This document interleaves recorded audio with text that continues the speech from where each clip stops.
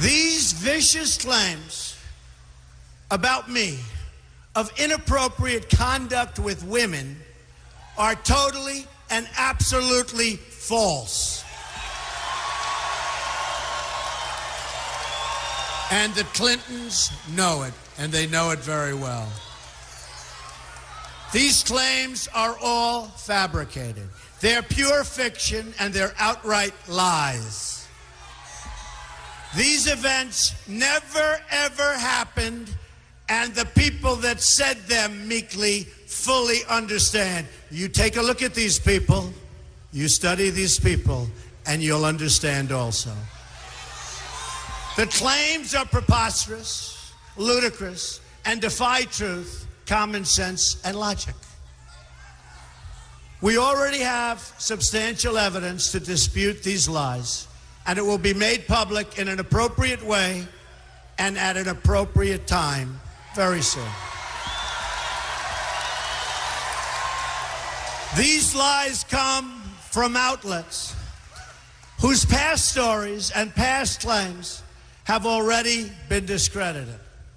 The media outlets did not even attempt to confirm the most basic facts, because even a simple investigation would have shown that these were nothing more than false smears. 6 months ago, the failing New York Times wrote a massive story attacking me, and the central witness they used said the story was false, that she was quoted inaccurately. She said that I was a great guy. She had great courage, I'll be honest with you. She was an amazing person and never made those remarks. That I was a great guy and never made the remarks. And when I read the story, I was sort of surprised. How could she say that? And she didn't say it.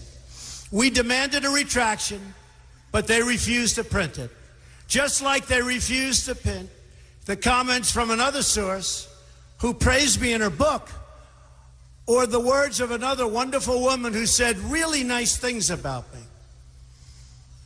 They put other statements that she didn't say. They misrepresented. The story was a fraud and a big embarrassment to the New York Times.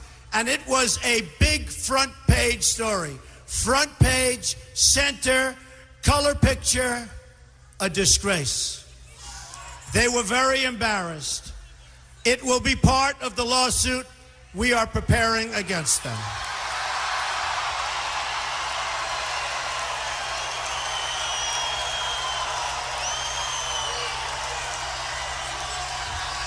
Now today, the same two discredited writers who should have been fired from the New York Times for what they did tell another totally fabricated and false story that supposedly took place on an airplane more than 30 years ago.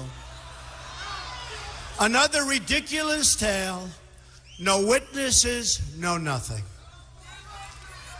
Then there was a writer from People magazine who wrote a story on Melania and myself on our first anniversary. The story was beautiful.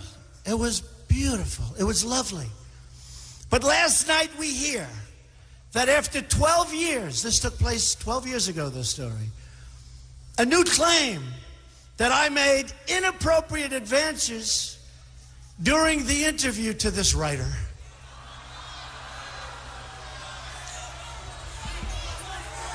And I ask a very simple question.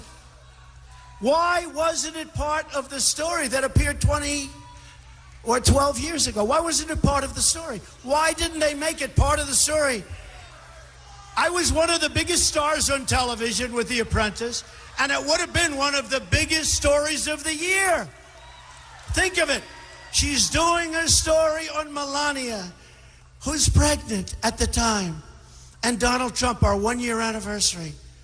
And she said I made inappropriate advances. And by the way, the area was a public area, people all over the place. Take a look. You take a look.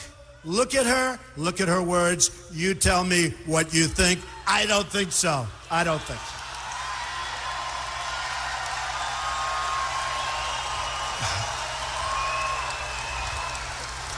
But it is amazing. Doing a story, a love story, on how great we are together. And by the way, we're stronger today than we ever were before, which is great. But it's a love story. It's a love story on our 1 year. And if I did that, she would have added that. It would have been the headline. And who would have done that if you're doing this and you're one of the top shows on television? These people are horrible people. They're horrible, horrible liars.